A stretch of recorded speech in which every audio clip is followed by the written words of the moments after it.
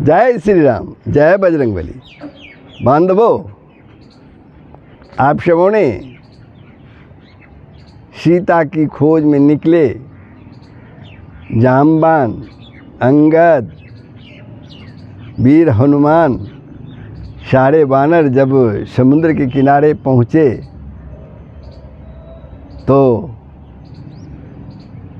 सबों ने अपनी अपनी समुद्र लांघने की क्षमता का परिचय दिया, लेकिन कोई भी वानर उसे पूर्ण करने में समर्थ नहीं था। हनुमान जी एक और चुपचाप प्रभु का स्मरण करते हुए बैठे थे। तब जामबान ने उन्हें समझाया कि तुम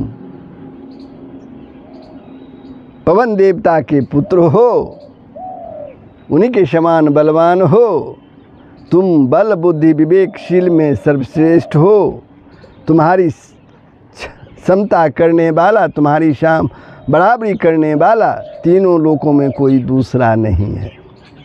बालपन में ही तुमने अद्भुत कार्य किए हो जो दूसरों के लिए असंभव है। लंका जाकर भगवान श्री रामचंद्र जी का संदेश माता सीता तक पहुंचाने के लिए मैं तुमसे अधिक योग्य किसी को नहीं समझता हूँ। ऐसा जामबान ने वीर हनुमान से कहा। इस 100 योजन चौड़े समुद्र को लांघ जाना तुम्हारे लिए कौन सी बड़ी बात है। तुम्हारा तो जन्म ही भगवान श्री रामचंद्र जी का कार्य करने के लिए हुआ। जामबान के वचन को सुनकर अब जो है समुद्र लंघन किस प्रकार करते हैं हनुमान जी विजय बजरंगी, तो समुद्र लंघन की बात है। तो जामबान की वचन सुनकर श्री हनुमान जी परम प्रसन्न हुए, अत्यधिक ही प्रसन्न हुए और उन्होंने माना समस्त ब्रह्मांड को कंपायमान करते हुए सिंहनाद किया। उन्होंने मानो समस्त ब्रह्मांड को कंपायमान करते हुए सिंहनाद किया। वे वानरों को संबोधित कर कहने लगे, वानरों, मैं समुद्र को लांघ कर लंका को भस्म कर डालूंगा। हनुमान जी कहने लगे अन्य वानरों को, और रावण को उसके कुल सहित मार कर जानकी जी को ले आऊँगा। अधिक हो तो रावण के गले में रस्सी डालकर और लंका को त्रिकुट पर्वत सहित उखाड़ कर भगवान श्री राम के चरणों में डाल दूं। हनुमान जी के वचन सुनकर जामबान ने कहा, हे वीरों में श्रेष्ठ पवन पुत्र हनुमान, हे वीरों में श्रेष्ठ पवन पुत्र हनुमान, तुम्हारा शुभ हो। तुम केवल शुभ लक्षणा जानकी जी को जीती जागती देख कर ही वापस लौट आओ। हे राम भक्त, तुम्हारा कल्याण हो। जामबान ने हनुमान जी को आशीर्वाद दिया। बड़े बूढ़े वानर शिरोमणियों के मुख से अपनी प्रशंसा को सुनकर हनुमान जी ने अपनी पूंछ को बारंबार घुमाया और भगवान श्री राम के बल का स्मरण किया। हनुमान जी का रूप उस समय बड़ा ही उत्तम दिखाई पड़ रहा था। वे वानरों के बीच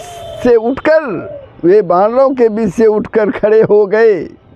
उनके संपूर्ण शरीर में रोमांच हो आया। उस अवस्था में हनुमान जी ने बड़े बड़े वानरों को प्रणाम करके इस प्रकार कहा, आकाश में विचरने वाले वायुदेव का मैं पुत्र हूँ। आकाश में विचरने वाले वायुदेव का मैं पुत्र हूँ। उनकी शक्ति की कोई सीमा नहीं है। उनका औरस पुत्र होने के कारण मेरे अंदर भी उनकी शक्ति है, उन्हीं की शक्ति है। अपनी भुजाओं के वेग से मैं समुद्र को विक्षुब्ध कर सकता हूँ। मुझे निश्चय जान पड़ता है कि मैं विदेह कुमारी जानकी जी का दर्शन करूँगा। अतः अब तुम लोग आनंद पूर्वक सारी चिंता छोड़कर खुशियाँ मनाओ। वीर बजरंगी ने अन्य वानरों से कहा। हनुमान जी की बातें सुनकर वानर सेनापति जामवान को बड़ी ही प्रसन्नता हुई। वानरों का शोक जाता रहा। उन्होंने कहा कि हनुमान, ये सभी श्रेष्ठ वानर तुम्हारे कल्याण की कामना करते हैं। तुमने अपने बंधुओं का सारा शोक नष्ट कर दिया। ऋषियों के प्रसाद, वृद्ध वानरों की अनुमति तथा भगवान श्री राम की कृपा से तुम इस महासागर को सहज ही पार कर जाओगे। इस महासागर को सहज ही पार कर जाओगे। जब तक तुम लौटकर यहाँ आओगे तब तक हम तुम्हारी प्रतीक्षा में एक पैर से खड़े रहेंगे, क्योंकि हम सभी वानरों के प्राण इसमें तुम्हारे ही अधीन है।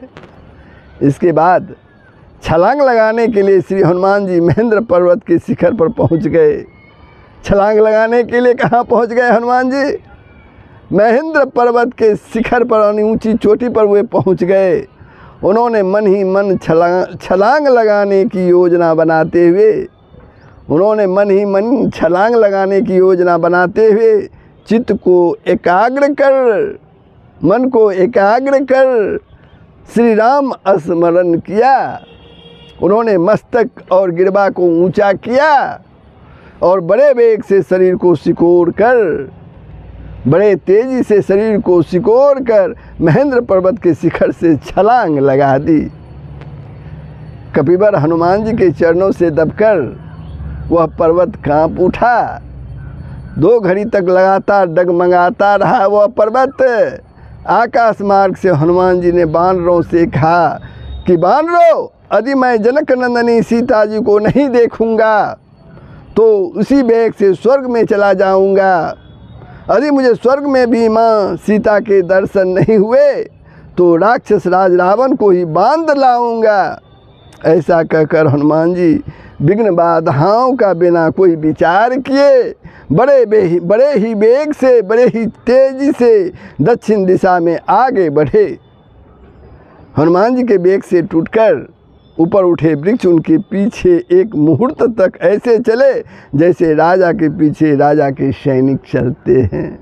तो हनुमान जी छलांग लगा दिए हैं और वो समुद्र, महेंद्र पर्वत से छलांग लगाकर समुद्र पार करने हैं। अब बीच रास्ते में क्या क्या होता है वो अगला श्रृंखला के अगला अध्याय सुरसा के मुंह में, इसमें आप श्रवण करेंगे। तो ये कैसा लगा प्रभु? हनुमान जी की, वीर हनुमान का ये कथन कैसा लगा? आप लोग अवश्य कमेंट करेंगे, लाइक करेंगे, शेयर करेंगे। तो जय श्री राम। सबका कल्याण होगा, पूरे विश्व का कल्याण होगा। यही सनातन धर्म का मूल तत्व है। जय श्री राम, जय बजरंगबली।